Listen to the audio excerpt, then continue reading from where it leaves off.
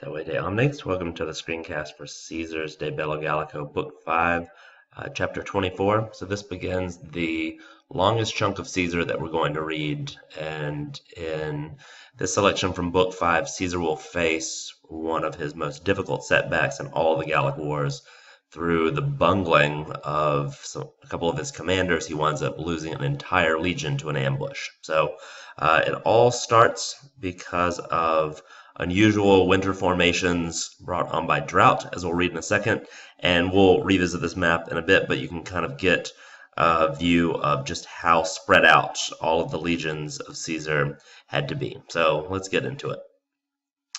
Subductis navibus abab, so with the ships having been beached and with the Council of Gauls having been finished up at Marobriva, so notice that's the locative there. All right, so quote, because eo anno, in that year, the grain frumentum provenerat had arrived, had been produced, angust ius, more sparsely, more narrowly, in Gaul, because of droughts, propter siccitates, coactus est. He was forced, the subject understood to be Caesar. So Caesar was forced to do these two infinitives, collocare, distribuere. So he was forced to put in position to locate his army in winter camps differently than in previous years, and to distribute his legions into more states, into more communities, right? So ideally, he likes to keep them kind of all kind of close together for safety's sake, but because of drought, that really wasn't practical, so they're going to be more spread out, and that will lead to trouble. Ex quibus, from these legions, understood. One he gave to Gaius Fabius, the legate, ducendam, to be led into the Morini. Another legion, understood, to Quintus Cicero, and the ducendam understood, the datit understood. So he gave another legion to Quintus Cicero to be led into the Nervii, or the territory of the Nervii. A third to Lucius Roscius to be led into the territory of the Subii. A fourth he ordered to winter in among the Remi with Titus Labienus in the vicinity of the Treveri. So there'd been a little bit of trouble in that region as well, and so he's sending his most trusted, well, his most capable anyway, legate Titus Labienus to spend the winter among the Remi and make sure that nothing gets out of hand there. Trace in Belgis collocavit, so 3 legions he placed among the Belgians. Ais praefecit, so with praefecit it's going to take 2 objects, one an accusative and another the dative. So it's kind of like the facit part takes the accusative, the prae part takes the dative. So he made the accusative in charge of the dative. So he made Marcus Crassus, the quaestor, in charge of these, and Lucius Munatius Plancus and Gaius Trebonius, the legates, right? So 3 legions, one goes to Marcus Crassus, one to Munatius Plancus, and one to Trebonius.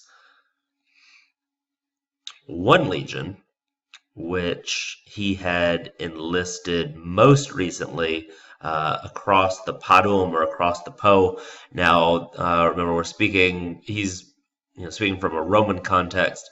So the Po, a river in northern Italy, Transpadum actually here means north of the Po. So even though he's in Gaul, it would seem like they're coming from this side of the Po.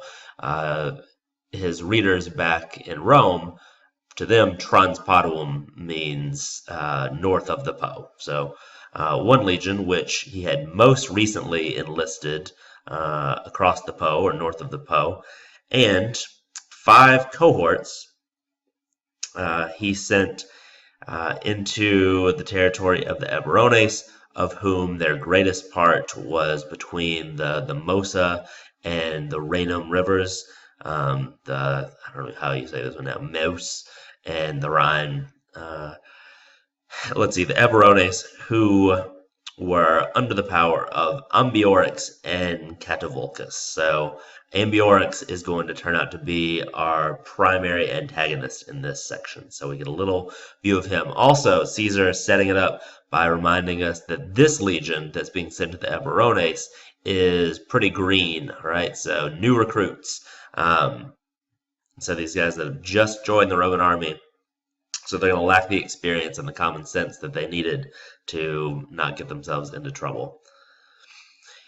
Eis militibus, prae esse works like prae ficere. So he ordered to be in charge of these soldiers Quintus Titurius Sabinus and Lucius Aurunculeius Cotta, the legates.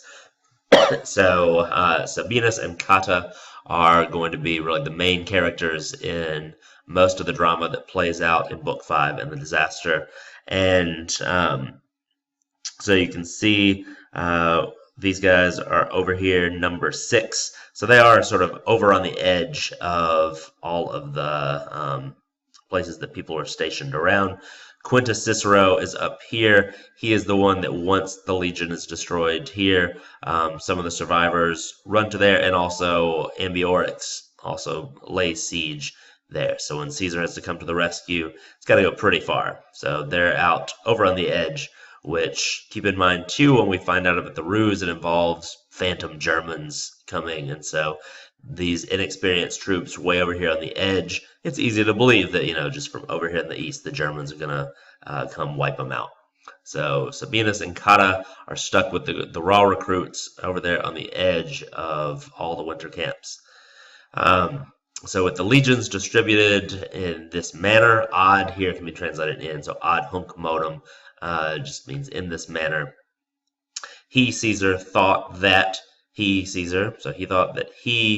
could facilime most easily remedy the lack of the grain supply. So by spreading everyone out around Gaul, he thought we could get by on less grain and not tax one particular location too much. Let's see. Nevertheless, of all these legions, the winter camps were contained within 100 miles, praeter eam quam, so except that one which he had given to Lucius Roscius to be led into a most pacified and